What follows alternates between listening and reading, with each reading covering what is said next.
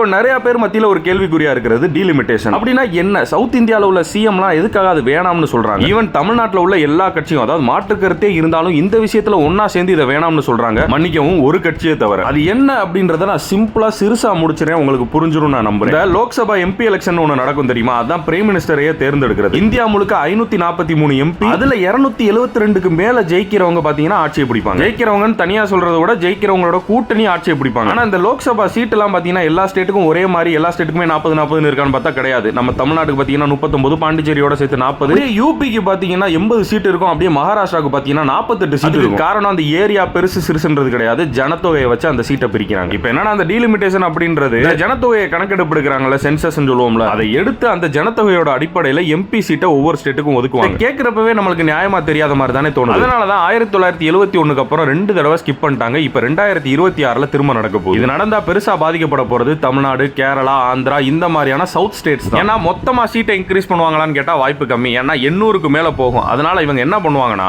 அந்த 543 வச்சுக்கிட்டு ஒவ்வொரு மாநிலத்தில் உள்ள ஜனத்தொகையின் அடிப்படையில் எம்பி சீட்ஸை கூட்டவும் குறைக்கவும் செய்வாங்க. இப்படி பண்ணாங்கன்னா தமிழ்நாட்டில் உள்ள 39 சீட்டு 31 சீட்டா மாற நிறைய வாய்ப்பு இருக்கு. அதே நேரத்தில் யூபியோட சீட்டு 80ல இருந்து 90 95 மாறும். எப்படி இருக்குன்னா அந்த வடிவேல் காமெடியில வரும்ல, 40 ஏக்கர் நீங்க வச்சுக்க 40 ஏக்கர் கையில கூட போயிட்டே இருக்க. ஏய், எங்க 4 பேருக்கு 40 ஏக்கரும் ஒருத்தனுக்கு 40 ஏக்கரா? உங்க அப்பா அவசரப்பட்டு 4 குட்டியை பத்துட்டா, எங்க அப்பா பொறுமையா ஒரே ஒரு குட்டியை பத்துக்க, அது சிங்கா குட்டியை பத்துக்க. அதே மாதிரி தான் அரசாங்கத்தோட விதிமுறையை ஃபாலோ பண்ணி, எது இந்திய அரசாங்கத்தோட விதிமுறையை ஃபாலோ பண்ணி நம்ம தமிழ்நாடு, கேரளா மாதிரி ஊர்கள் எல்லாம் சர்டைன் இயர்க்கு அப்புறம் 1 புள்ள 2 புள்ளன்னு பெக்க ஆரம்பிச்சாங்க. ஆனா நார்த் சைடு அப்படியே பார்த்தோம்னா யூபி, பீகார் இந்த மாதிரி ஊர்ல எல்லாம் பார்த்தோம்னா அரசாங்கம் சொல்றதே கேட்காம ஒரு வீட்டுல 5 புள்ள 6 புள்ள ஏன் 9 புள்ள எல்லாம் பெக்க ஆரம்பிச்சாங்க. உதாரணத்துக்கு தமிழ்நாடு 1971ல 4.5 கோடியா இருந்தது, இப்ப 2025ல 8.5 கோடியா மாறி இருக்கு. ஆனா அதே யூபியை பாத்தீங்கன்னா 1971ல 8.3 கோடியா இருந்தவங்க இப்ப 24 கோடியா உயர்ந்து நிக்கிறாங்க. நம்ம 1 மடங்கு கூட கூடல, ஆனா அவங்க 3 மடங்கு கூடி இருக்காங்க. யோசிச்சு பாருங்க. கல்வி மாநிலத்தோட தரத்தை உயர்த்துறதுல ஃபோக்கஸ் பண்ணிட்டு இருக்க நேரத்துல அவங்க புள்ள பெக்கிறதுல ஃபோக்கஸ் பண்ணிட்டு இருந்திருக்காங்க. அதுவும் இப்ப பிஜேபி ஆள்ற மாநிலத்துல பூரா எம்பி சீட் நல்லா உயரும். சோ நம்ம சவுத் இந்தியாவால நம்மளோட பிஎம் செலக்ட் பண்ண முடியாது. ஆல்ரெடி நம்மளால பண்ண முடியல. இதுவே இது நடந்துச்சுன்னா யோசிச்சு பாருங்க. இப்ப சொல்லுங்க, இந்த டீலிமிட்டேஷன் நியாயமா நியாயம் இல்லையான்னு.